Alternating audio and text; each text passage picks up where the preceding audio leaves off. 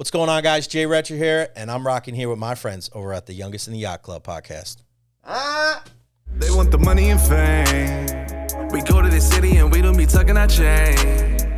Woke up in paradise and we live in the drain. I know it won't be the same. Someone go put a cocaine. Fly Latino gang. I used to dream of something like this. Remember times I was doing bad. Youngest in the Yacht Club. I am Vince Serrano. Oh man, I got a special guest today.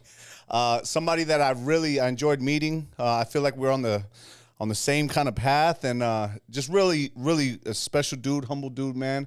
We got Jay Recher, man. Sports Radio 95.3 WDAE, man. In the house, baby. Okay. In the house. AM 620 if you need them. Go get him. Go Yes, get him. sir. Bro, thank you for coming, bro. I appreciate it, man. I love doing things like this and connecting, man, where it's all about relationships, not what you know in this world, it's who you know. And I think we're building something, Vince. We're building something. I see a bright future for both of us. I love that, bro. I love that. You know, I always start the Youngest in the Yacht Club with an introductory question.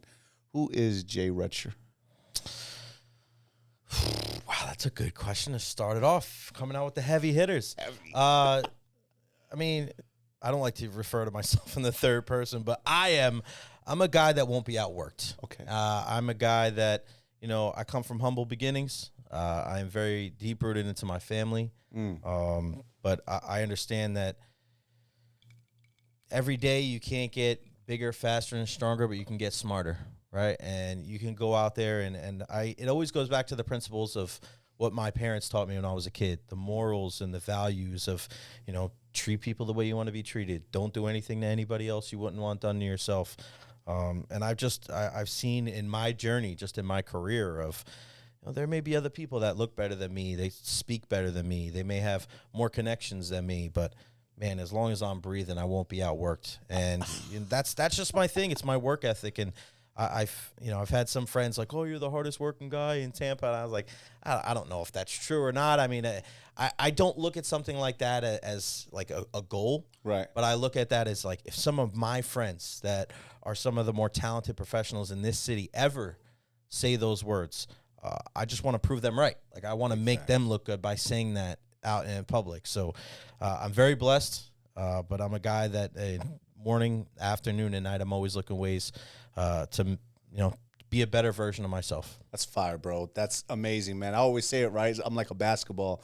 Doesn't matter how long, you know, I might hit the ground, but like if there's air in me, man, I'm gonna bounce back right. 3 times as hard, bro. Agreed. You know, where did you learn those values, man? That kind of like work ethic. What, you know, how'd you come up? Where'd you grow up? It came from my family. I grew up on Long Island, in New York, Central Islip, New York. Oh, CI. Born and raised, CI, right in the middle, and, you know, as very diverse population, right? Mm-hmm. Where me being a white guy, you know, I was the minority, right? Yeah. But I harken back to something my grandmother told me, who's been there, gosh, since the late 50s, early 60s. Doesn't matter if you're black, white, green, or blue. If you're good to me, I'm good to you. I love that. Playing baseball growing up, I was baseball, hockey. I did a little bit of everything. I was a fireman. Mm-hmm. You know, my dad to this day, he's a custodian. My mom's a lunch lady, still working in the school district. I'm the oldest of 4. And I just remember growing up playing baseball, and you just look around, it was like the United Nations. Like we had the Puerto Rican kid playing third base, the Polish kid playing shortstop, the Portuguese kid playing first. We had my Aaron in left field was half black, half white. ST in center was black. We had the Jamaican kid in right. Like we had, you know, it was amazing. Like, but that was us, right? Yeah. That was us. We would go to other towns, and it wouldn't be like that. And they would kind of look at us funny. Right. But you would see us, and we'd have, you know, 2 games. We'd have a doubleheader, and I'd go, you know, I'm going to go eat, you know, rice and beans. I'm going to go have John's lunch. And he'd come over here and be like, man, that, you know, the ham and cheese looks banging today for your mom. I was like, we could just switch. You know, and then my other guy would come in. He's like, bro, I have 3 Jamaican beef patties left. What's up? Right? So, like, but that was us. Yeah. That was us. And I'm so blessed to grow up in CI because it gave me such a unique perspective on life. Right? Absolutely. Moving down here in 2005, I came down here September 1st, 2005. About 2 weeks later, the 3 guys that I moved down with all moved back. left me here by myself. Couldn't handle it. Even to this day, Yeah. I really don't have any family. No, I have friends that have become family, but like my mom, my dad, both of my sisters, my brother, and all of their significant others, and all my nieces and nephews, all on Long Island. So I stayed down here, and I created something for myself 18 years later. And it's tough. I'll be honest with you. It's tough for somebody that loves his family as much as I do. But I always say I grew up in New York, but I became a man in Tampa, Florida, and I love it here. And as much as I love where I'm from, there's also a reason why I'm here, and I think that has a lot to do with it. But it all comes from my family. Everything I do, I always look at it like I'm Doug and Sue's son. We were talking before we recorded this about how I have I love my job, and I'm very fortunate to have a profession where there's not many people that do what I do, and how many people out there can really say that they love what they do? But I always look at it as I'm not, a midday host of WDAE and this great, I don't look at it myself like that. Like I always look at it like I'm Doug and Sue's son. 38 years on this earth. I'll never, ever lose that perspective. And I always want to live my life and represent myself to make them proud. Mom and dad, my grandma, my brother, my sisters, and everybody. Because it's not, I think about like a jersey, right? Ironically enough, wearing a soccer jersey. Cristiano Ronaldo, he's a little more, he's got a little more wealth than Vince and I. It's a good one, though. Good guy to have. But I think about it like a jersey, like my name on the back. Like I'm always representing the Recher name, regardless of what I do, whether I'm on air, off air, or I'm walking through Publix, going to get my chicken tender sub, like 'cause everybody does, especially when them got them deals. But I always look at it that I'm a representative of my family, even if they're 1,800 miles away. Bro, you killed it. Like, that's crazy because that's important, man. Because on Youngest in the Yacht Club, man, they see you on the radio. They see you having top, you've got probably one of the best. You definitely have one of the best talk radio shows in the nation, sports talk radio shows in the nation. But, sometimes they think that it was just given to you, right? They think that they don't see what you had to go through to get there or the things that you had to, kind of go through. And It's a sacrifice. It's a sacrifice. And at 28 years old, I got into radio. So that's, if there's any lesson to be learned is that you're never too old to switch it up. You're never too old to kind of find where your path is and to follow your dreams. I was a baseball coach. I didn't know what I was doing when I moved down here. I just knew that I needed to do something different. Right. I was working overnight at FedEx. I was playing a lot of softball. I was having a fun life, but at 20, I knew I was meant for more. Right. So I got a job at a baseball facility here in Tampa, and I was working part-time on the weekends. And I was like the front desk guy. What facility was it? It was Frozen Ropes. It was on the corner of Florida and Waters. No longer there, but I know that place. I used to take my kid to go swing. right next to the Magic Mall right there behind the Wendy's. Yeah. Everybody's like, oh, the Magic Mall. And I was like, that's still I there. used to be love there in that place. 2006 taking my kid to go whack, take whack. them swings. But I worked 52 straight days there. Wow. And 2 years later, I was the head baseball instructor. So by 22, 23 years old, I became a coach, and it ended up it changed my life because the relationships that I made. In 2011, we won the 11-year-old Pony World Series in Virginia. Congrats. So that was still to this day, all the kids on that team, now they're 23 years old. Yeah. But it's those bonds that you forge will stay with you forever. And then, so I did that. And then 28, I heard a commercial on the radio, ironically enough, on WDAE for broadcasting school. And I perked up like a dog hearing a dog whistle. And they said, orientation is on Wednesdays. I went. And I remember recording something, and the lady, she kind of came over to me, and she leaned in, and she said, have you ever done this before? And I'm like, no. And she's like, I think you really need to do this class. And me, growing up in New York, I'm like, this lady just wants my money. Yeah. Like, she's just saying it to say it, right? But I was like, okay. And they got me into the class. I ended up transferring back to New York for a year because I wanted to see how that went. And I came back after a year because, listen, I was dating somebody at the time that I went to school with, wanted to see it through. It didn't work out, and I came back. That's the other thing. Don't be afraid to take a risk. That's important. You only live one life. Absolutely. And one question I never want to ask myself is, what if? What if I did this? What if I did that? I come back, end up getting the internship at DAE. This was March to May of 2004. And then at the end of my internship, they're like, sorry, we don't have anything available. I'm like, yeah, hey, I appreciate it. If anything comes up, let me know.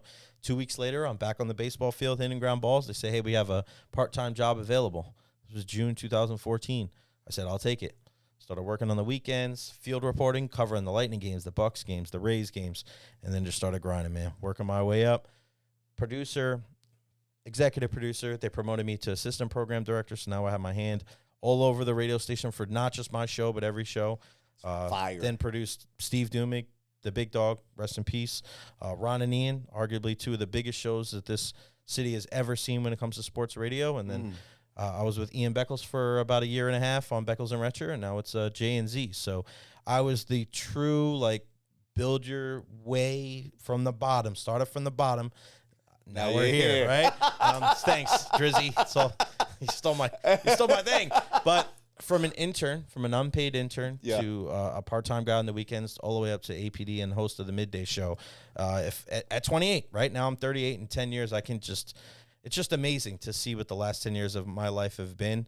But it's a perfect example to anybody out there. It doesn't matter what age you are. You could be 30, 40, 50. If you want to be a doctor, you want to be a lawyer, you want to be a singer, you want anything, man. You only live one life. Yes. Go out there, put your best foot forward. Don't be outworked by anybody, and your dreams really can be achieved. Bro, that's what I'm talking about, man. You out here giving gems, dropping gems on the people, because it's important to know, like, look, you can't just sit down taking risk. People love to play it safe, man. You can't do that. Life is too short, and there's a lot of talented people out there. And that people ask me all the time, what's the best part of your job? And like, talking for sports for a living is a great thing. Talking about sports, rather, for a living. I've gone to Super Bowls, WrestleManias, Stanley Cup games, MLB playoff games, UFCs, everything, right? Interviewed the Tom Bradys of the world, like all the great players. And the best thing I do, the best part about my job, are the people I work with. And people will go, what? The people I work with are just top-notch human beings. You're around them sometimes more than your own family. 1,000%. I've been covering the Lightning in these long playoff runs the last couple of years. I'm traveling to New York. I'm traveling to Las Vegas and Colorado. And you're with these people that work for the Lightning, and they're just salt of the earth kind of people. Smartest people, hardest working people. Nobody gets by just by resting on their laurels. Nobody's gotten by just because they knew somebody. Like, yeah, somebody may hook you up with a connection here or there because, like we said, it's not what you know, it's who you know. But then it's on you. Then it's on you to grind. It's on you to prove that that connection that was made was worth it. 1,000. So I'll never, look at my job in a way of like, I figured it out or I've made it, because the people around me, they won't let me. Because in turn, I'm doing the same thing for them. We're always trying to get the best story. We're always trying to get the best interview. We're always trying to get a tweet or an Instagram post to go viral or get it picked up by one of the big, networks. Because when that happens, we all win. We all shine this light on Tampa. And we've been very fortunate the last couple of years in the sports world. Team Tampa Bay, it's a real thing. And people look so favorably right now on the 813 and 727. I'm just blessed to be a part of it. Bro, and it's funny because we came around the same time down here. I came down in 99. And I was in high school, and so I'm down here, and to see the city's growth. Yeah.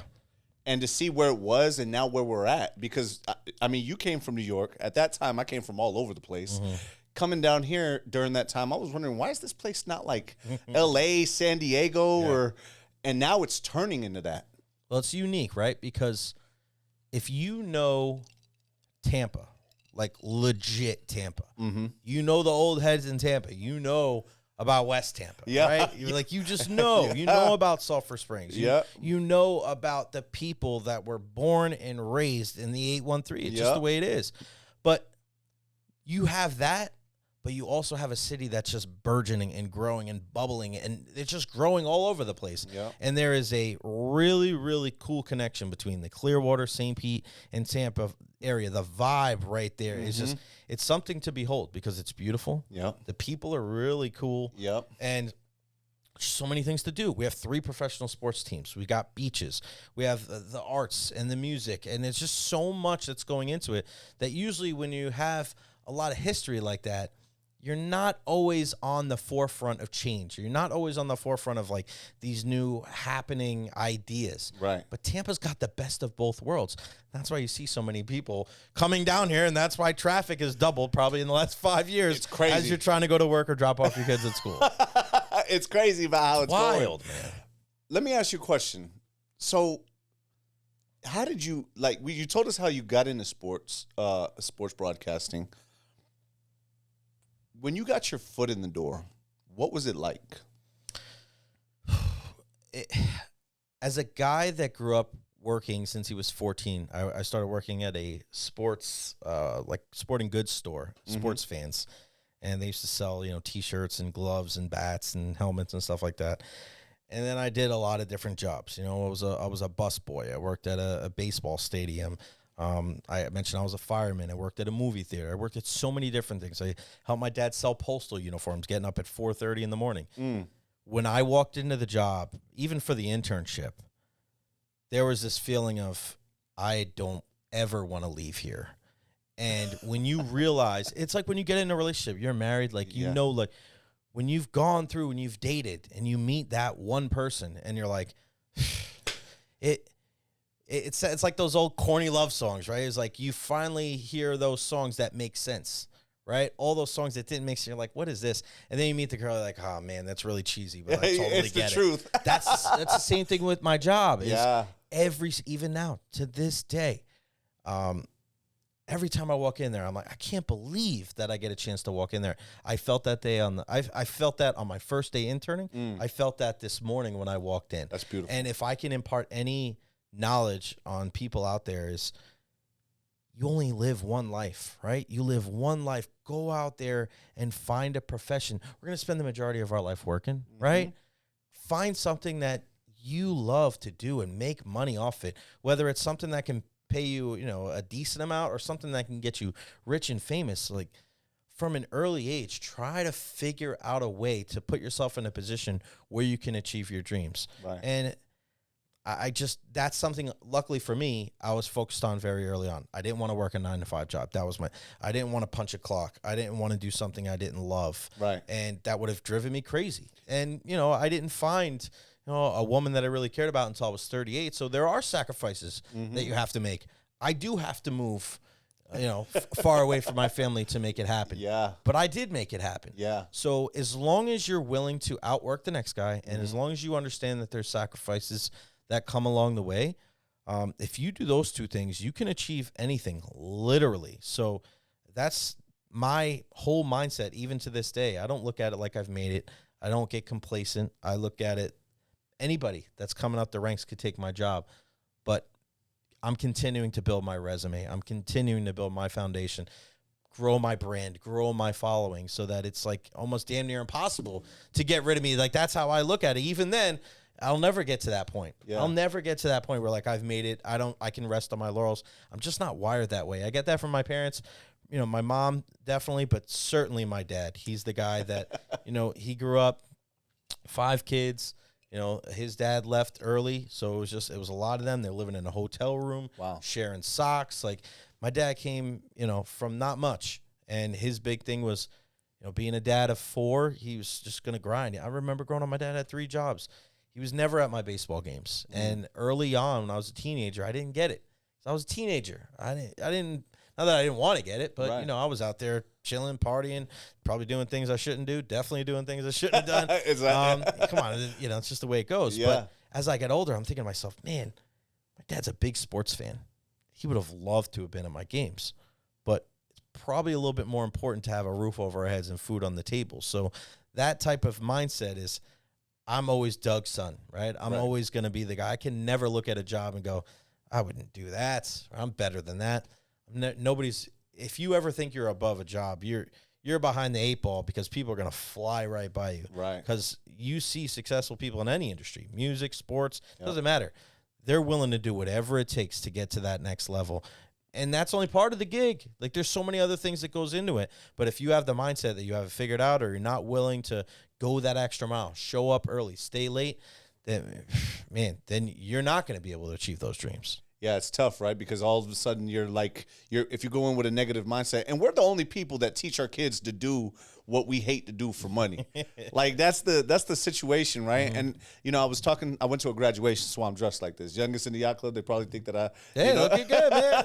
But I talked to my cousin today. She graduated from Tennessee University. Shout out Lisette, great job. But she was like, I don't.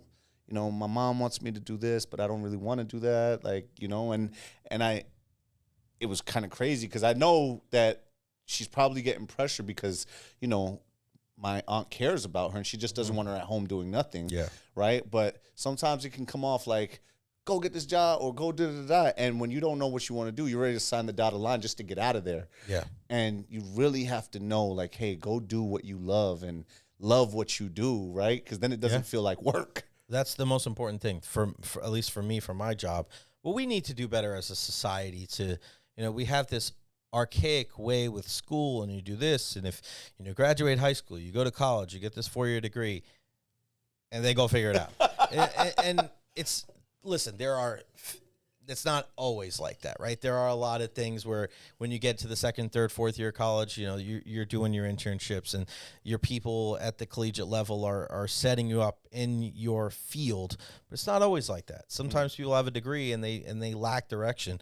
I really think it's on all of us, right? All the adults in this country to look out for the next generation and try to impart to them, do what you love, right? Find something early. What do you like? We go about the question in the wrong way. It's, what do you want to be when you grow up? It's not always like that, because I wanted to be on TV. Yeah. I wanted to be a TV guy on ESPN, Sports Center. That's 11 o'clock. Jay Recher here. I'm not doing that. Right. I'm doing radio. I'm still doing sports. Right. But I'm doing radio, and I love radio way more than I would TV. Wow. Because I'm not on TV for 3 minutes. I'm on the air for 3 hours. Yeah. So you know who I am. Yeah. You don't know what I look like. You probably do now because of social media. But you know me. And you know what my life is about. This right? podcast is about to know. Yeah, exactly. But we focus so much on asking kids, like, what do you want to be when you grow up? What do you like? What do you like to do? I grew up in New York.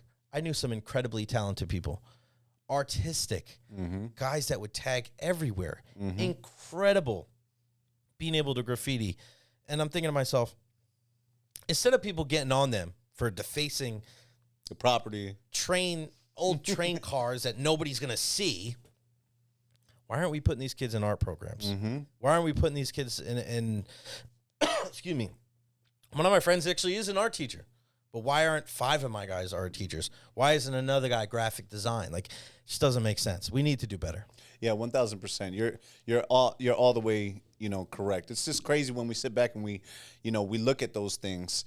And we don't educate or, give the information to be able to do those things, right? We educate them on certain things, right? The basics, but the information is all out here. Maybe put them in the right direction. Sometimes what you do with the information is what it is. Oh, you can draw? You like to draw? You can draw? Yo, go do that. Here's these programs that you can go through. I wrote a business program using Chat GPT for the youngest in the yacht club. Like, Nice. It was crazy, right? It just came out, but it was amazing. Like, it kind of gave me a direction. Thank God that that's out there now, right? And thank God I have access to those things, at 40. What you were saying? Like, I want to play a little game with you, bro, because I'm a sports fanatic too, man. I played college basketball, played with a lot of people. Nice. And I feel like these are the questions that I would have to ask somebody who knows about sports radio. Favorite basketball player? Oh, favorite basketball player. Now or all time? All time. I mean, I'm a New York guy, so, I'm a Knicks when I fan. was a kid, it was Patrick Ewing. Okay. But to me, my favorite player of all time, and I never saw him play, was Walt Clyde Frazier. Wow. And the reason being, it was one of my dad's favorite players. I wore number 10 growing up.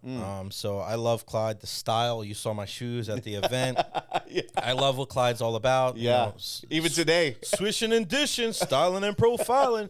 And everybody remembers the whole game with Willis Reed, and he was hurt, Game 7 against the Lakers, and he hits the 2 shots and he walks off the court. What people don't remember is that if you look back, Walt Frazier, I think it was like 36 points and 19 assists or something, and they don't win that game against one of the best teams of all time in the Lakers, with Jerry West and Wilt and those guys, without Walt Clyde Frazier. So absolutely. To me, favorite basketball player is definitely him. That's dope. Favorite baseball player? Derek Jeter, obviously Awesome. grew up in New York. Yep. That was my guy. Nolan Arenado, now love the third baseman for the Cardinals, offensively, defensively, and he represented his country. I think it's important for the World Baseball Classic to go out there. I'm a big soccer fan, obviously, Yep. and I really think it's important. We go through so many things nowadays where people try to separate us, and they try to say it's either black or white. I mean, not necessarily talking about race, but I'm just saying it's either black or white, right? But there's a lot of gray, all right? And it's always like you're either left or right. You're Republican, you're Democrat. You're black, you're white. You're LeBron or MJ, right? You can never just be, well, I like a little bit of this and I like a little bit of that. I think we need to really focus on getting back to like being prideful of who we are and what we have, right? Regardless of what your political affiliation, political belief is. Like, I think it's important that we represent our country. The good things, the bad things, like this is who we are. This is where we live. Yeah, we need to be better. Yeah, things need to get better. But to act like, everything's awful and everything's terrible. And I'm not trying to go on a political rant, but you're good. I'm just trying to say that like we should be proud of like our family. We should be proud of where we're from. Absolutely. And at times, like us as Americans, like as a way, like we're almost ashamed. And I think in the sports realm, we can go out there and like our baseball guys, they went out there, man. Just look at it. It was just like everybody. They were competing as a country. And that's why I love the World Cup. And that's why I love the Olympics. Because regardless of what's going on, whether wars or political stuff going on, we can get together and represent like our hometown and our home city and our friends and our family. And I really appreciate a guy like Nolan Arenado for the last couple of years, representing Team USA. It means a lot. That's awesome, man. And that's good that you recognize that. And I think it's true, man. We got to be more grateful and proud of what we are and how we're living, even in hard times, it makes you grateful for the good times. Think about it like this. During the whole Colin Kaepernick thing, and that was a whole story. We had Nate Boyer on the radio station. This was a couple months after the whole kneeling thing. And Nate Boyer was actually the guy that told him, the Green Beret, that told Colin Kaepernick, don't sit for the national anthem, kneel for the national anthem. And I thought it was such a riveting conversation because I grew up, both of my grandparents were in the service. But listen, I think it was a missed opportunity to really have a real conversation. Even to this day, like I still don't think we really got to the heart of what happened with everything or why it happened. Right. It was always you agree with it, you disagree with it. Right. You're pro-military or anti-military. It's like whoa, you can like. You couldn't have the opinion of like you didn't agree with it, but you understood it. Yeah. Nobody could deal with that. You either hated what he did or you loved what he did. Right. And it was just like you could disagree with it, but just like understand it. It goes back to there's a lot of shades of gray in this country, and people are afraid to like recognize that. Right. Well, it's coming. Like look at it, man. There's people. It's just the way it is. I mean, the times are changing. We have to be realistic with where we're going and just be open to like having conversations. I think that kind of thing is really, really important to understand, like, and to listen to him and to be able to have those conversations. I think we're better for it. Absolutely. Don't shy away from difficult conversations because there's going to be more things in the world that we don't understand about. And we can't just like, well, you don't agree with me, so you go over there, put you in that box. Like we got to talk about our differences and get better from it. Absolutely. Absolutely. Soccer player. Favorite soccer player of all time. I love Cristiano Ronaldo, of course, but Marcus Rashford is my favorite player. He's current player for Manchester United. So that's fire. That's fire. Is he? I'm not big on soccer that, but is he? This year, fantastic. After the World Cup, he was great. He did a lot during the pandemic, helping people in England, giving. I think it was. I don't know the exact number, but it was like hundreds of millions of meals to families that needed it and to help kids out during. Yeah, if you want to look up a guy, look up Marcus Rashford. He's already got an MBE, so I think he's like knighted or Sir Marcus Rashford. And he's like 25 years old. That's crazy. But yeah, look him up, man. He's what a great guy to model your kind of life and career after. I'm liking more. I'm glad I asked these questions, man, because I'm understanding more. It's not about the ability or the stats. It's about what they do on and off the field. And that's awesome. To me, that's what it's all about, and that's. You'll have this discussion with people of professional athletes, and some don't want to be role models. Well, whether you want to be a role model or not, you're a public figure, right? And I look at it as I can't be, and I'm not a big drinker, and I can't be hammered drunk walking through Publix flipping people off, right? I'm not on air at DAE. Right. I may not be wearing a WDAE shirt, but I'm representing my station. It's just like your parents, right? It's the same thing. You're the representative. I look at it the same exact way. So, yeah, you may not want to be a role model, but your actions define who you are. You know, the company that you keep, like that defines who you are, your character, what people say about you. And yeah, you're not going to care about if people are just kind of making stuff up or if there's going to be haters out there. That's natural. But like the people that really rock with you, like what they say about you and the good things and, you know, the way that they define you to other people. I think that's pretty cool, man. And I think that we should all focus to be the best version of ourselves. Be positive. Again, go back to we only have one life to live, right? Go out there and live it to the best of your ability. Be the best version of you. You never know. I was never a big workout guy. I'm getting back to it now. I put on a couple pounds. I got to drop a couple pounds, as my guy Joel once said. But the best shape in my adulthood was when I met Steph, when I met my girl. Yeah. And I was out there skating, roller skating, hockey stick, just out there. I was working out every day. And I met her. So these great choices and this positive mindset led me to meet the woman of my dreams at 37 years old. That's awesome, right? bro. So you got to think about that. We all go through we all have to face obstacles. We have these trials and tribulations. But if your mindset, like the mind is a powerful thing. And if you can visualize great things happen to you, it may not exactly happen the way you want it, but man, shoot for the moon, because at the very least you fall amongst the stars. That's another mindset I always keep. Bro, I was Like gonna that, get right? yo. So this is crazy because he's dropping gems on Youngest in the Yacht Club that I was gonna get to. How do you get the mindset? But you already letting them go. Like I love that, and that's what we want to get the viewers to listen to and understand. Like, yo, this is how you get there. It first starts off in here, you know. This is the most powerful muscle you got, right? yeah. It doesn't matter how big your biceps or your triceps are, 24-inch pythons, brother. But there's just so many common themes, and this is one thing that I got from the event that we were at the other day is there are common threads and common themes amongst successful people that have literally nothing to do with what you do as a profession. 1000%. Right? Whether you're an athlete, whether you're a musician, whether you're a doctor, whether you're a lawyer, whether you're a teacher, right? Whether you're a manager, whatever.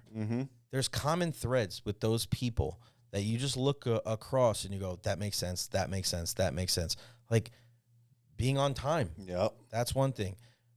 Being a person that is always like reliable, dependable. Yep. Right? Being a good person. Yep. Like looking out for others, not worried so much about your success. Yep. But making sure that like we can all eat. Yeah. We can all eat. And then, and we said this when we were talking off the air, and I think this is one of the most important things that we forget to do because of the society we live in nowadays. We want things, instant gratification is huge. We want things, we didn't get it fast enough, we got to get on the phone. Man, 20 seconds, I need it in 15, right? We live in a microwave. But, and I said this to you before the show. I get paid to talk. I'm in the opinion business. One of the most important thing I do is listen. And I know it's ironic because I'm jabberjawing right here, but you're interviewing me. So Exactly. But usually it's me in your chair. Right. But the most important thing I do is listen. I listen to what the audience, what they want to talk about. And maybe it's a way of like looking things up and looking at the metrics. But I'm listening during interviews. Like, how are people responding to the questions that I'm asking them? I'm listening to in the inflection of a player after a game. How is he saying that? How is a coach articulating how he feels about his team, right? What are the vibes he's giving off? Exactly. Listening to yourself. How did I deliver that message? Yeah.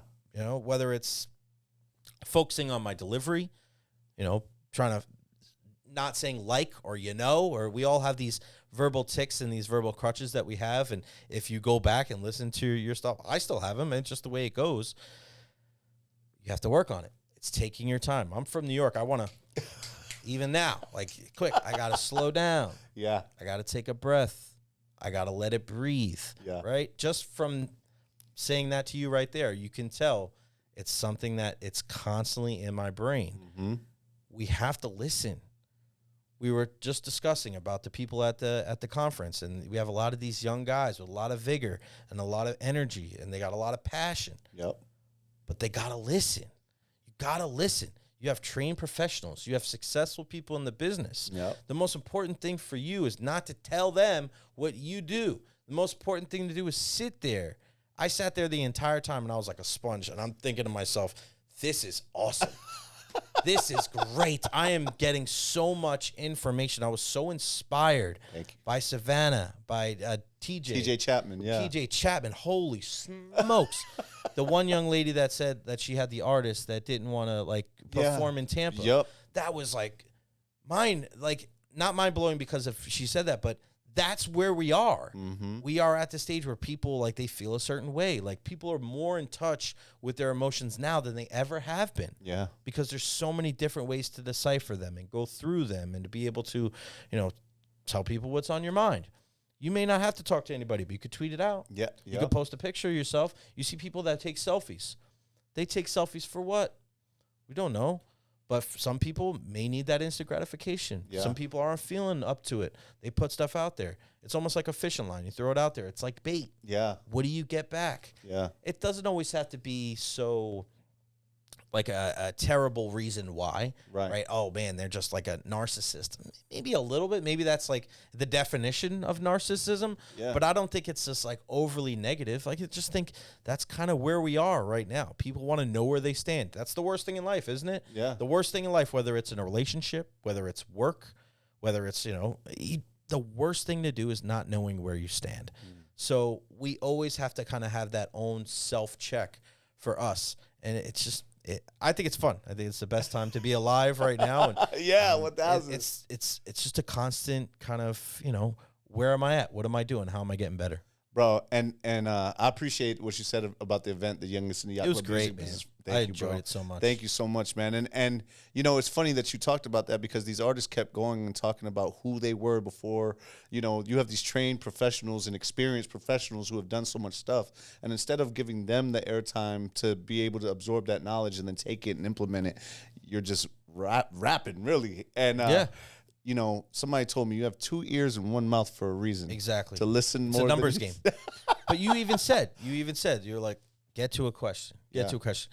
And here's the thing. People will look at that, like what we just said, and they'll think, oh, those people, like, we can't do that. We can't look down on people or talk down on people. And that's not the reason why we're bringing that up. For sure. We're bringing it up as just a learning. It's a teaching moment of just understanding that you could have gotten a lot more of listening, asking your question, getting that feedback, and then going up to the person afterwards, doing it in a certain way. Because there's a lot of people out there that want it. There's a lot of people out there grinding.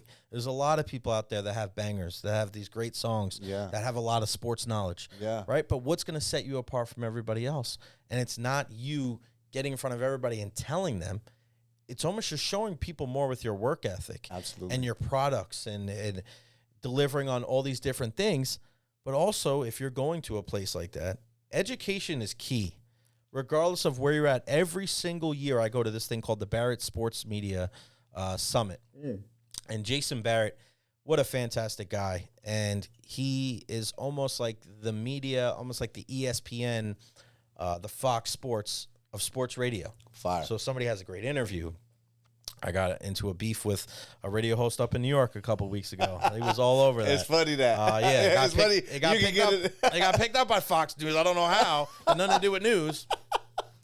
But I go there every year. I went to New York the last couple of years. I went to LA this year. And I sit there and I listen to Colin Cowherd and Jim Rome and Al Michaels and some of these huge names. I mean, who else was there this year?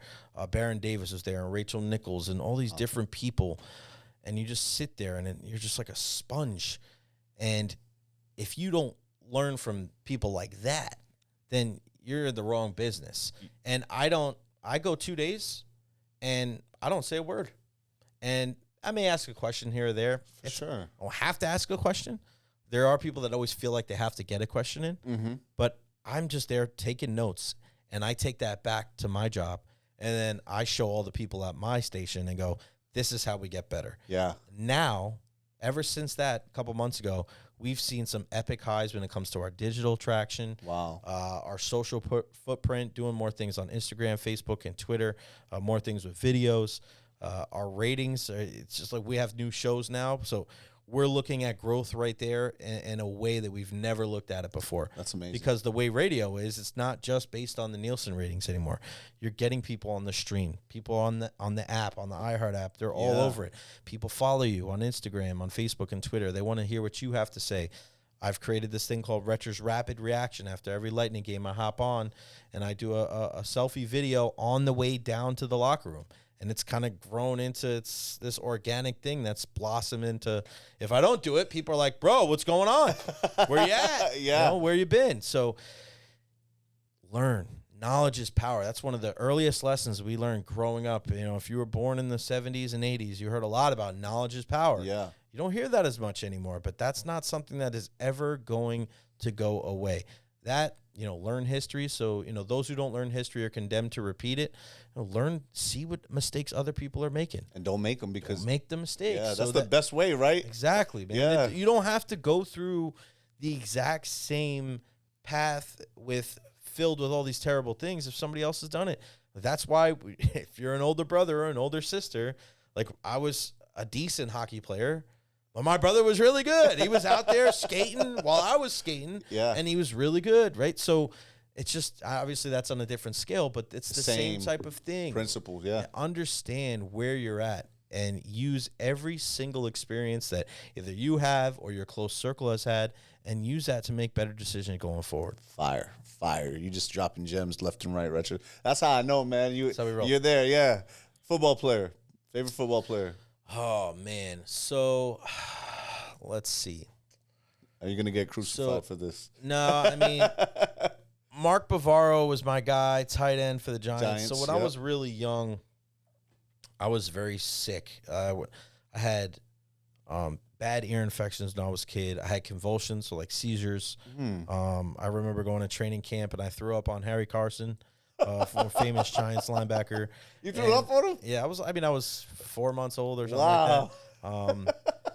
And so Mark Bavaro was my guy, and there was something of like maybe he like prayed for me before a game. I don't know the whole story. My parents forgot about it. So they tell me a story when I'm like 7 or 8, and then now I'm 38. Like, remember that story? Like, no, I'm like, I didn't make this up. Yeah. They were trying to impress their friends. I don't know what the hell they were doing. But to me, the best football player of all time is Lawrence Taylor. So, I mean... Another Giant, right? Yeah, I mean, Lawrence Taylor. I mean, this guy was just... he won the MVP and he played defense. Yeah. Case closed. Yeah. Like, I don't know if we'll ever see that again in our lives. Just, I mean, he was crazy. I mean, but he's a lot of drugs. I mean, I know he's had a lot of problems, run-ins with the law, but you want to talk about a guy that literally changed the game. Yeah. Like left tackles make all this money now because of Lawrence Taylor. They created the H-back position, if I'm not mistaken, because of a guy like Lawrence Taylor, because you couldn't block him one-on-one. Yeah. Like, it's just that insane. Beating people with broken arms. It's just, LT. Crazy. Favorite hockey player? Favorite hockey player, Mark Messier, another New York guy. I did love Teemu Selanne growing up, but Mark Messier for the Rangers, 1994.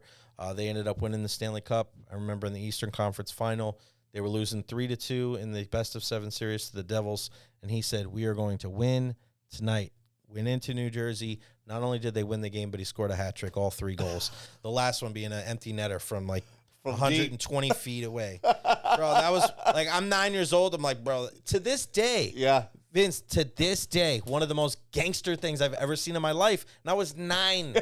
I was 9. By the New York Rangers. Bro, he said we're going to win, and he scored a hat trick, and the last one was from one side of the Hudson River to the other. 9 years old, and 29 years later, listen, people, Jordan has done great things. LeBron has done great things. Tom Brady's done great things. Yeah. Like all these baseball, hockey, football, basketball players, they've done great things.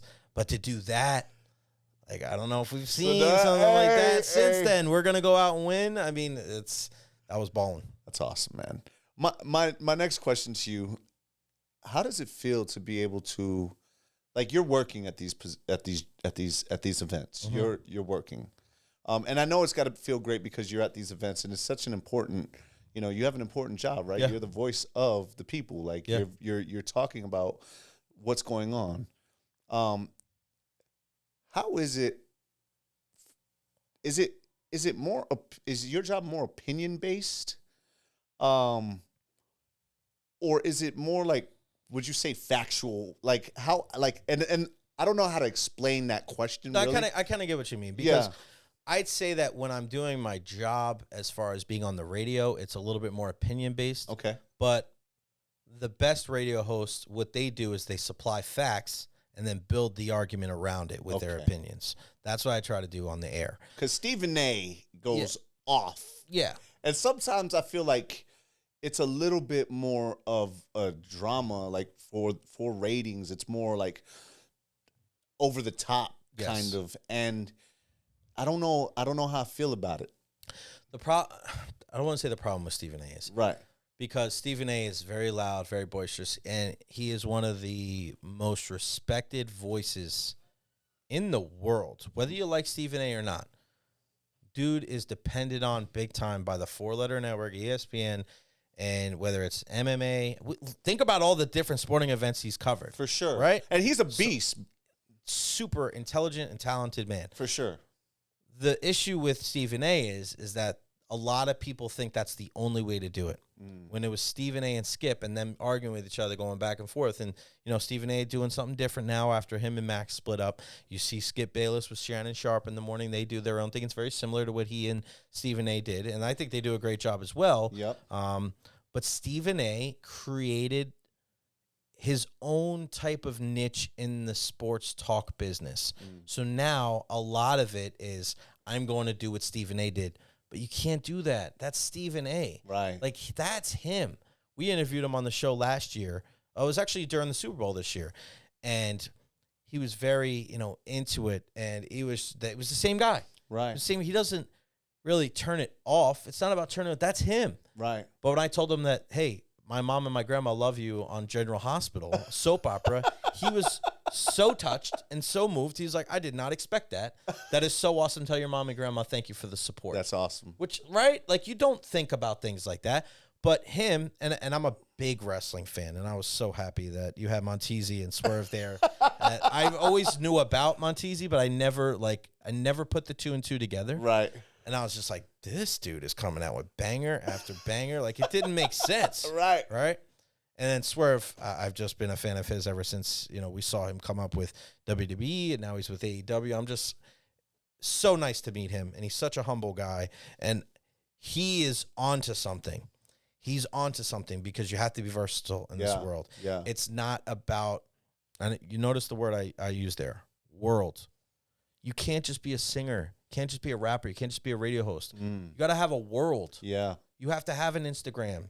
You have to do Facebook Lives. Absolutely. You have to be on Twitter. Absolutely. You have to do YouTube Shorts. Your whole ecosystem has to be about promoting yourself. Right. And maybe it's a different avenue. Like you heard Savannah talk about, I'm a rapper and I'm a singer and we do love songs together with Gator. Like that's awesome. It's awesome. That's what you have to think about. For sure. So kind of getting back to what you're saying with your question is like, go back to Stephen A. Yeah, or the opinionated. Yeah. Well, because Stephen, that's him though. Yeah, and there's the reason why it works. It's authentic, Queens, but it's authentic, right? There's right. an authenticity to it. It may be annoying to certain people. It may be a lot to some people, but at the end of the day, it's never boring. It's never boring. That is true. You always have an opinion after what Stephen A. has to say, and now you're getting certain guys. They brought in Chris Mad Dog Russo. That was his shtick for a long time with Mike and the Mad Dog, the godfathers of sports radio. You get JJ Redick comes in there now. JJ goes out against Stephen A. And I love that because JJ comes at it, Duke educated man, played in the league. He's looking at things in a different way, right? A little bit more of a calm, detailed approach. He hit people from the other direction about the whole John Morant thing. Everybody's saying throw the book at the kid, give him 81 games, the whole season. And JJ Redick's coming out here going, we should just double his suspension, give him 20 games. He hasn't even break a law. Right. Like that, to me, is what's intriguing. Yeah. The best people aren't the people that are shouting back at Stephen A. Right. The people that are the best are the people that are giving it a different approach and looking at it from a different direction. Yep. I appreciate everything that Stephen A. has done for the sports media business because he's a grinder, bro. You look at him. Yeah, he's up in the morning and then he's doing late night NBA. Yep. It's not. You can say whatever you want about Stephen A. That man is still, to this day, not being outworked, and he earns every single penny he earns and he gets.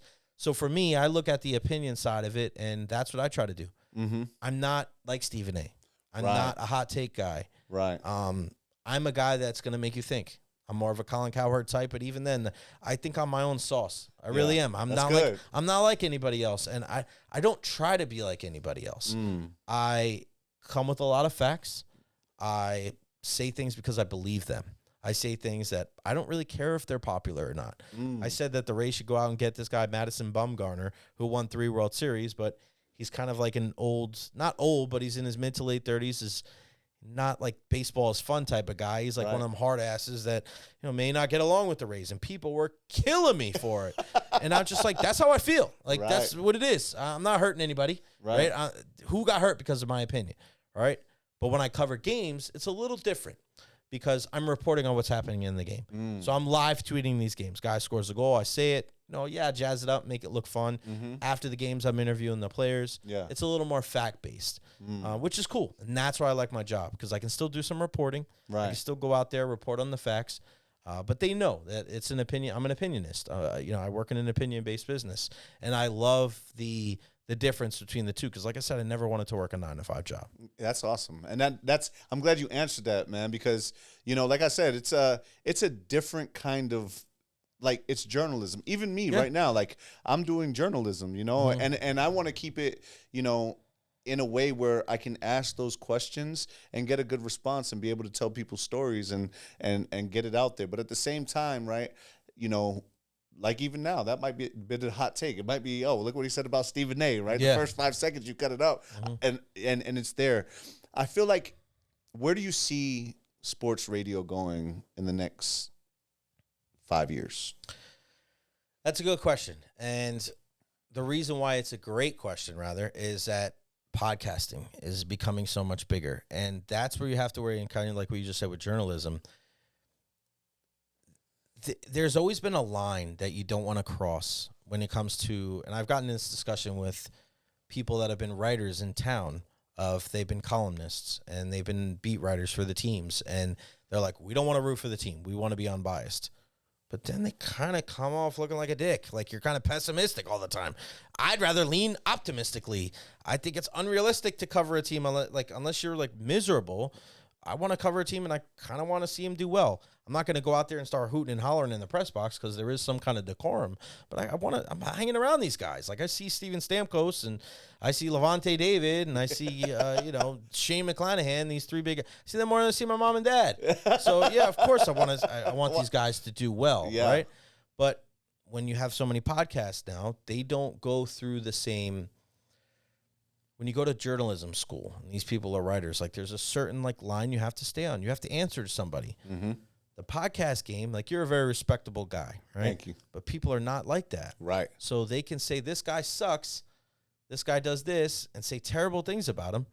But the one thing about me is that if I say that guy's not doing his job, or that guy sucks, I don't say that, but anything I say, I go to the locker room.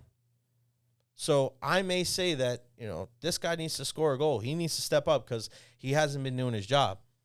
But the thing that gives me credence with the teams and with the players is I'm going to be in the locker room the next day too. Yeah. Because it's not personal. Right. People get too personal, man. Yeah. So that's the thing we have to understand. There is still a line. And sports radio, I don't think, as much as you look at music, and I love, obviously my brothers and sisters on all the radio stations on the music side, you have so many different playlists now. So that cuts into it. You have the iHeart app, you have Spotify, you have Pandora, you have so many things. So are you really tuning in for those same songs? Because you get your playlist going, right? Yeah. Sports radio is different. Somebody gets traded, you may love podcasts, but you're going to have to wait for somebody to record it. Yeah. Something happens with the Bucks at 12:15 on Tuesday afternoon. You're tuning in to 620 AM and 95.3 WDAE on the FM style. Know that Jay and Zach are going to be talking about it. Absolutely. Right? And we also have the play-by-play rights to the Tampa Bay Rays, so you can listen to the game. So I think it will change because of podcasting. We'll see how much, but I think it'll change a lot less than our compatriot, our compadres on the music side. That's crazy. That's good, man. That's good. Speaking of podcasts, man, like, how you feeling on Youngest in the Yacht Club, man? You feel like you could do one? Yeah, I mean, what do you mean, doing my own podcast? Yeah. Yeah, I mean, that's something that I've done some different things as far as like kind of putting some energy into it. I've come up with a bunch of guests and questions. My thing is that when I do officially do the Jay Recher podcast, that's what I'm going to call it. Yes, sir. Is it's going to be something that's going to set the bar. I don't want it to be something that's on a Zoom call or something that, you know, is just on StreamYard. Like, I want it to either be live or something where it looks good, it feels good. You know, I've got some big names here locally that they've said, Jay, just let me know. Let me know what you want to do. And I love the question and answer format. Yeah. I'd much rather, and I know it's ironic because I've been talking a lot about myself, but it's not right usually, here. But I'd much rather ask the questions, right? Yeah, Because yeah. I love that. I love getting to know people. I love learning what makes people tick, like why they make the decisions that they do. And I just love like the emotion, and I love the connection that you get with people when you talk to them. And I think you and I have experienced this where when you meet people and you're on the same vibe, you can't fabricate that. You can't replicate that, because if you did, you could put it in a jar and sell it for $1 trillion. Yeah. Right? There's a bond that you get and you make with like-minded people, right? That is just, there's such a level of connection there where you and I have known each other for 2 weeks, but it seems like we've known each other for 10 years. Yeah, I mean, you dropped right? the Jewels reference, and I'm like, man. yo, my guy. My guy. You know, my guy. Yeah, I got a great story about Jewels. Yo, he was just down here, actually. I know, yeah. and I wasn't here. So he was with Ian. With Ian, yep. And so you want me to tell the story? Yeah, tell the story. So this youngest in the yacht club, man. So it's just like, all right. So this was 2005. Yeah, May of 2005. So I was hanging out. My buddy Kellen. So Kellen's dad or Kellen's mom is Jewels' mom or dad, brother and sister. So he's his first cousin. Wow. So, you know, we've always heard, you know, they were friends, and, you know, we grew up listening to Dipset, Cam, and, you know, just the whole crew, right? So love the music. Culture. Well, I mean, the verses between Dipset and D Block. I was sitting there like a little kid, like this. I love this. Everybody's like, who won? I'm like, I can give two props. I won. Bro, so many people. I was like about to cry, bro. Yeah. That like music hits you like that. Yeah. Right? And I didn't care. Yeah. You know, Joel's over there with the veneers, got the new teeth. I'm like, looking good, buddy. So it was Memorial Day. We go to Spanish Harlem. And it was Kellen, his brother Day. Day's got the dreads. Kellen, light-skinned brother. And then it's me, who any other day I would look way out of pocket, way different than everybody else. But we brought our guy Niz, my buddy Brandon, who I went to college with. And let's just say Niz looks like Tony Hawk. Okay. So he kind of got the Wolverine type of thing, and he definitely looked out of place. Right. So I didn't look that out of place. Right. So I was like, not that I minded, but it just, Niz, you know, he's wearing like a Volcom shirt and Vans, and I think he was wearing Jenkos. Yeah. He just, like, what is this guy? You know, we pull up, and they're at the, they have the little store there, and we're there for a barbecue. Got the pink Laffy Taffy Range Rover there. And I've seen that before. The music video. Yeah. So we're leaned up against the wall, and we're just hanging out there doing what we do, just chilling. It was cool. They had the lawn chairs there. So it was Day, Kellen, Day, Niz, Kellen, me. All of a sudden, Niz, like, knocks back and then falls to his right. And Kellen moves out the way, and Niz just collapses at my feet. So here's Tony Hawk, already looking at a place, passed out at my feet. Day, who's older than us, runs around the block. Kellen runs inside, and I got half a Dipset. There's 30 people staring at me, and Niz is passed out at my feet. What's going on? And I'm just like, oh my gosh. So they're looking at it like, what is going on? What's with your mans? Get your boy? Whose mans is this? So exactly. So Jewels looks at me. He goes, "Damn, bro, does he do this a lot?" And my dumb ass, because like I don't care who you are. Yeah. Like, not that I disrespect him, but I'm like, yeah, Els, he does this like once a day. Like right now, just passes out of nowhere, and everybody starts dying, including Jewels, dying laugh. So Niz is already like, you know, fair complexion. Yeah. He's whiter than your shirt. Yeah, he's now. going crazy. Yeah. So he gets up, and we're like, what's up? He's like, I smoked too many cigarettes. I'm like, you're the only person smoking cigarettes here. It's like 90 degrees, and Niz is just jacked up. Yeah. So we get online for food, and here comes Jewels' mom. Come here, sugar. Come on up. She holds Niz's hand, walks in past Jewels and everybody else in the dipset. He's the first man on the line getting food. Wow. They were calling him Timberlake when we got there. By the end, they called him Blackout. So when we said goodbye, he was like, I'm going to go do a mixtape. And I think he was working with Fabulous or something like that. Wow. And I'm pretty sure there's a mixtape out there. And the mixtape starts with Blackout at the Barbecue. Blackout at the Barbecue. barbecue. Find it. Now you know the story. And when we left there, I go, Niz, I don't know if this like ensures that we take you everywhere we go, or this is the last time we take you everywhere we go. But it was just one of those moments that even to this day when I talk to Kellen, he's like, do you remember that? You remember that time when Niz blacked out? I was like, how could we forget that, bro? In front of Dipset, the whole Dipset. He didn't even know who Dipset was. Yeah, of course, yeah. He's out there like, yeah, I know Jewels. I'm like, no, you don't. But it's a story, man. Yeah, that's this dope. is like Jewels, and then, you know. That's fire, though. Those are the times that you never forget, right? Yeah, man. And it's glad that you got a lot of culture, Jay. I think that's why we rock, man. You know, it's crazy. I did solar in what?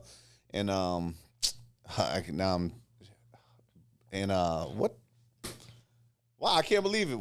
What's all the Dominicans are in Long Island, man. Right next to CI.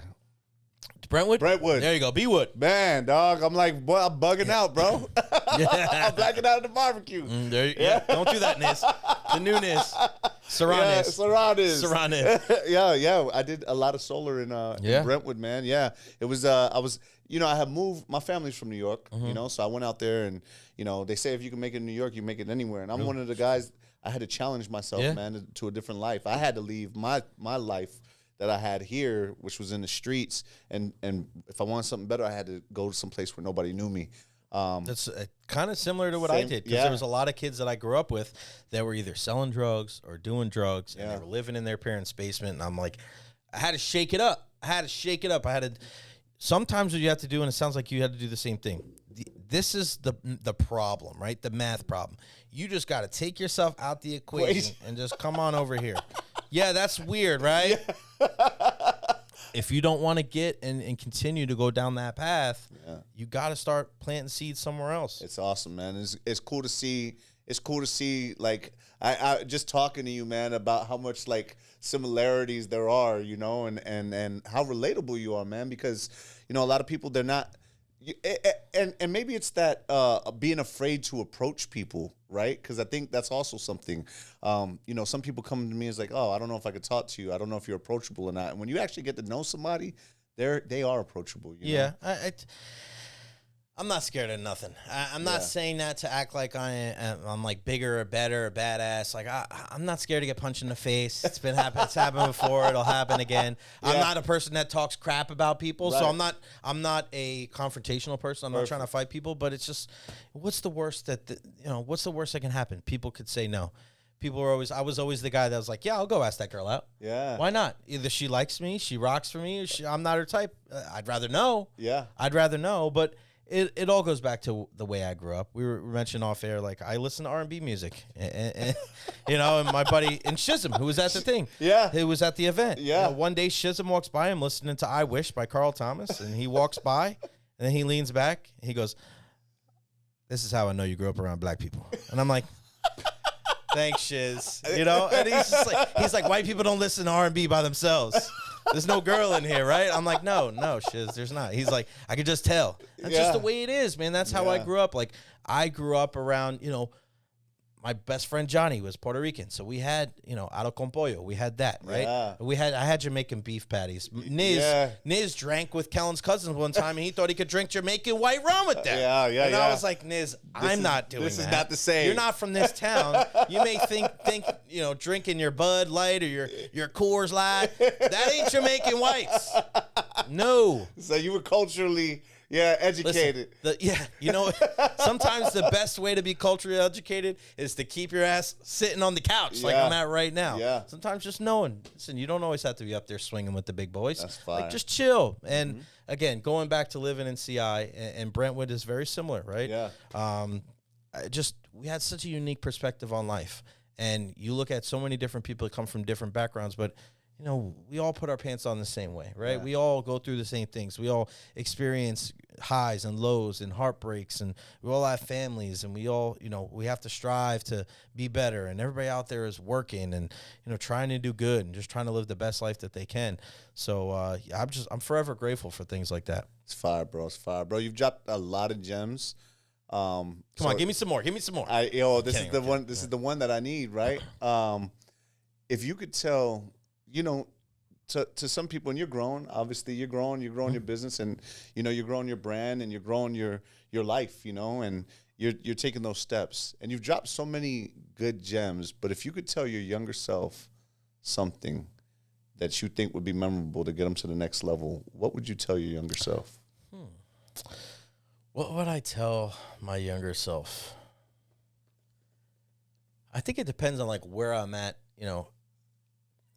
I would I think it would just be to stick with it. I wouldn't change anything. Fine. Right? Because people will tell me all the time, man, you got in the radio when you were 28. Don't you wish you got into it when you were 18? And I tell them, no. I go, why not? You would have been 10 years farther along. I said, the people that I met coaching baseball are some of the best people that I've ever met. Friends that have become family. Mm-hmm. That doesn't happen every day. No. Right? I went to the University of Tampa baseball game last weekend, and I'm around so many different people. Head coach Joe Urso, been in the playoffs 23 straight years. Never met Steph. Never.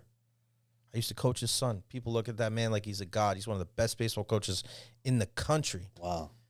He walked up to Steph and gave her a hug. Never met her before. Wow.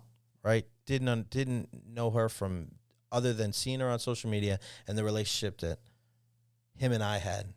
The relationship I had with his family. Went to a game last week. My buddy's a scout for the Yankees. He comes up to Steph. He goes, so what is it like to like go to a place, and every single time you go to a place, like this guy knows somebody there? That's how it was. Yeah. That's how it is. Yeah, that's right? how it is, right? And Steph did not have that same life. She didn't have that same growing up. She doesn't have that same, like, the village, right? The community. Right. So now one of my favorite things about her, and one of the most important things about my relationship with her, is to show her like how my family is, how my friends that have become family, like wrapping their arms around her. And she's like, that's the best part. That's one of the best parts about our relationships, is just having her, just showing her love, not even just from me, but showing her love from all my people. So I would just tell my younger self is to just stay at it. Stay at it, keep grinding, like you're on the right path, because everything that I've done to this point has got me to where I am today. We can't go back, right? I mean, unless Back to the Future 7 comes out and we got a DeLorean with a hoverboard. You mean it? Then maybe I'll go back to 1995. Yeah, bet on some games. 10 years, yeah, right. go see Messi. Yeah, right. 95 put a whole boatload of money, right? But then the butterfly effect, then it would have wound up, you know, digging ditches somewhere. But yeah, I mean, I got no regrets, man. Life is too short. Like I said, I'm not scared to take a chance. I'm not scared to move. I alluded to it before. After I coached baseball and won the World Series and did all those things, a couple of years later, I ended up getting into a relationship with a girl that I grew up with. And it wasn't just some like random, like this was just like one of my friends, and it kind of blossomed. And I said, I got to move back to New York. And they were like, damn, are you sure? And I go, I got to find out. I got to find out if it was worth it or not. And a couple months into it, it didn't work out. Stayed there for a couple months, then went back to Florida. But I don't regret it, because I found out that it wasn't worth it. Right. What if I didn't go? Would I still be in a headspace right now where I can love Steph? Maybe not. Yeah, it might be maybe I'd be stuck, right? Maybe I would have been stuck, man. Because that, you know, my friend, she moved on. She got married. She had kids. Like, good for her. Like, I just want her to be happy. Like, we grew up together. There's no ill will there. It's just, it didn't work out. We were mature. We were adults about it. But I took that leap of faith. I was like, listen, I'm gonna mortgage everything, and I'm just gonna take a chance. I'm gonna pick up all my stuff and go back. Didn't work out, but I have that clarity. Yeah. Right. And I'm proud of myself. I'm proud that I wasn't afraid. People were saying, what are you doing? Don't let anybody ever tell you like that what your gut is like doing is wrong. If you're not hurting anybody and you're trying to put yourself in a better position, and you believe truly what you're doing is right, go for it.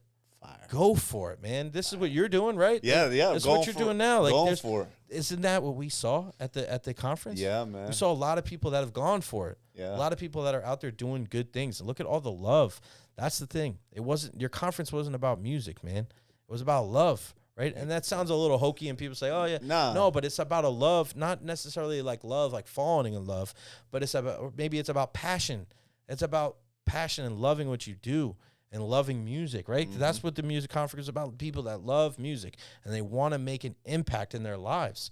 Whether it was a DJ, right? Like all the people that had different things. There were DJs, there were singers, there were rappers, there was producers. And then the people in the studio owners, the engineers. Right? Look at the gentleman with the QB1. I mean, that dude, we had a great conversation. Yeah, Big Amp. Shout out to Big Amp. Big Amp, man. We were going back and forth, and him and I were discussing about what he does as far as getting people in the right mindset and getting groups of people in line. I love that. Yeah. I love, because there's a lot of times where people have the motivation, they have the talent, they may even have the money to back them, but they lack the direction, they lack the focus, they lack the construction, the discipline. Right? He does such a good job. We had that conversation after the segment there, after the little, they were standing up talking to the people panel, after the panel. That was fantastic, man. We need more things like that where people are dropping knowledge. We need to really look down at that next generation and be like, we got you. Like, we got you. I've made these mistakes. These are the decisions that I've done. And these are decisions that I've made, and this is the result of them. Well, bro, I mean, I think me and you, especially since we play competitive sports, I think the sports entertainment part. Isn't it? Yeah. Like every rapper wants to be an athlete. Yeah, every athlete wants to be a rapper. And I played college basketball. I played professionally in Dominican Republic. I got friends who have played, and the business side. I wanted to get to that, but I feel like, you're good. One of those things is like, people don't know the business side. They only know the passion side. They only know the part that you see, like the adrenaline, the feeling that you make after you make a song, and the feeling after you score 30, but they don't know the business side. They don't know, in Dominican Republic, man, like some of these people who went to Seton Hall are getting brought down. They score 30, but the team loses, and now they have their bag, outside the hotel room door with a plane ticket and a letter that says, "Thank you for your services." Like that, without even, the guys who get cut from football teams, those guys that you build relationship with. You see the guy in the practice squad who comes up, maybe tears a ACL, now has to pivot. And, unfortunately, man, like, and this is something that I want to do. When I tore my knee, I thought my dreams were done. I didn't know what was left for me, And what we need to do is be able to say, hey, look, you can take that and take that same fire competitive sports. You played competitive sports, and you can take that, you can apply those principles and those things that you learned and that team environment, and you can go be part of another industry and bring that to them, bring that discipline and kind of move up to the next level. And people don't think that. They're caught up in the moment, or they're caught up in, I was this, I was that, and now I'm never going to be that again. And it's like, yo, you can be many things. Of course. And that's a great point, because you see so many athletes now, what do? They become analysts, right? They become guys that are broadcasters, right? Yeah. I mean, hell, I worked with Ian. I'm sure he told me back in the day he didn't even know what sports radio was when he first came to Tampa. Right. Then he went on to have such a great career after playing in the National Football League. And if I can, say one thing about something like that, I remember when I got into radio, and it was my first couple of years, and my boss asked me, what do you want to be? Like, what's your goal here? And I think a lot of times, and we go back to the conversation we had of, the mom wanting the child to do a job because they don't know what they want to do. Right. I understand that. And I think you got to be very wary when somebody asks you that question and you don't have a definite answer. Mm-hmm. But I also think there's something to be said about, if you work hard enough and you're amongst the right people, you will end up in the right place. Exactly. So I told my boss at that time, he's like, what do you want to be at? My goal was to never be like the afternoon drive radio host or the midday radio host. I said, I just want to work really hard and be in sports, and the right thing will kind of come to me. If you're so single-minded on your goal, I think sometimes that can inhibit you. Yeah. Right? Sometimes you may think that you're going to be the best singer or the best rapper alive, but you're you might be the best the producer alive, or executive right? producer, or the best director. Or yeah. you may think you're in front of the camera, but you may be behind the camera, and you may be the man or the woman. So you have to make sure that even if you have talent, even if you're good at something, like, don't pigeonhole yourself into thinking you're just going to be one thing. Even if you're expanding outside your genre of music, or expanding outside just music altogether. Like, I feel like we get so down the path, and this probably kind of flies in the face of what you and I do as far as, you know, dealing with music and dealing with sports. But we also have to understand too that, especially like with kids that I grew up, a lot of them didn't think that they could do anything other than, right, how am I going to get out of CI, right? I'm going to play basketball, I'm going to play football, I'm going to be a rapper. That was a lot of people's dreams growing up. Mine wasn't going to, I wanted to be on ESPN, so it was slightly different. But we also have to make sure that we're keeping doors open and we're having communications with people where it doesn't have to be this or nothing. Right. You can do other things and still enjoy it and still love it. I'm not on ESPN. Yeah. I'm not what I wanted to do when I was 17, but I love my freaking job. I told you, every morning I wake up, I love doing what I do. Yeah. Right? I didn't fail. I didn't not reach my dream. No. But I had a goal, and goals change. Yeah. Dreams change. People change. Yeah. Just make sure you're doing the right thing. You're surrounding yourself with the right people. And if you do that, you'll end up where you need to be. That's fire. Jay, man, where can the people reach you, man? Where can they find you? What can they do? I want you to give the plugs, man. Oh, man, yeah. all the plugs. Here it goes. Let's go. You're good at it. I don't have that many, but I have a lot. No, I'm Let's kidding. go. Also, I was very lucky that I got every single major social media thing as soon as they came out. Okay. So all my social media accounts are Jay Recher, JayRecher, 9 letters, Jay Recher, JayRecher. Hit me up on Twitter, Facebook, Instagram. Let's connect. Let's grow together. I'm down for that. Every single weekday, you can hear me noon to 3, whether you're here in the Tampa Bay area.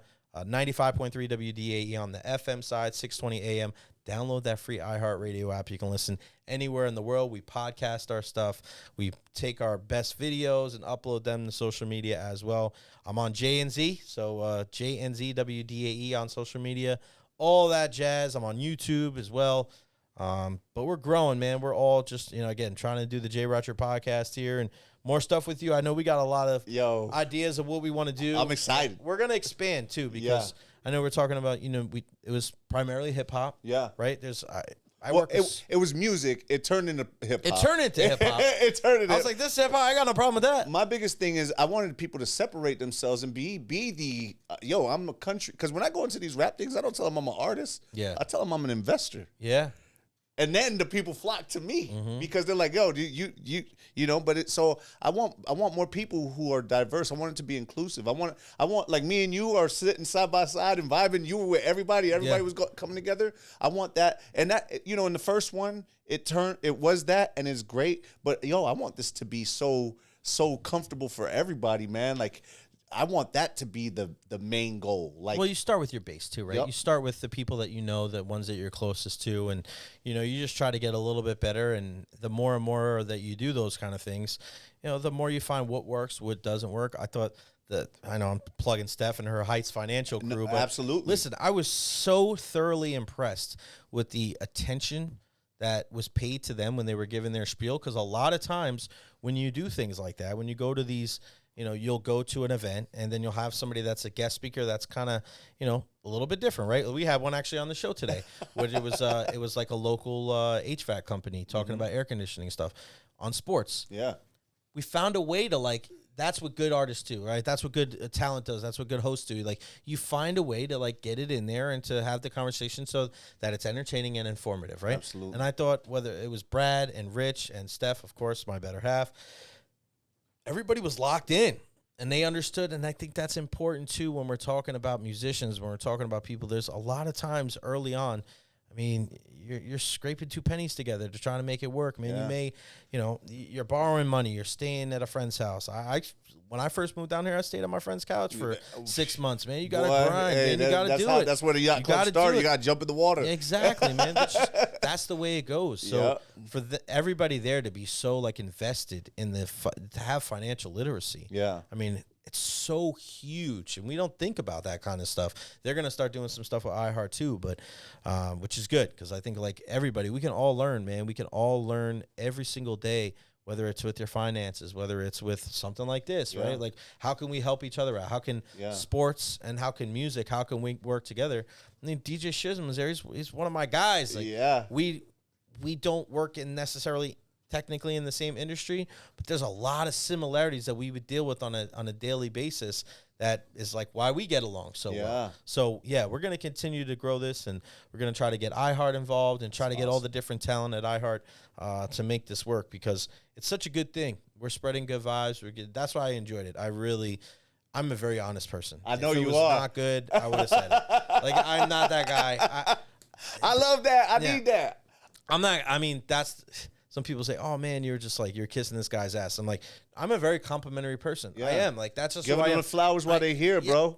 Come on, bro. That. Yeah, we take way too long to tell people how we feel about them. And unfortunately, it happens when people pass away. Let's not do that. Like, let's tell people now, like, how we feel about them. Don't take that to the grave with you. It doesn't make any sense to me.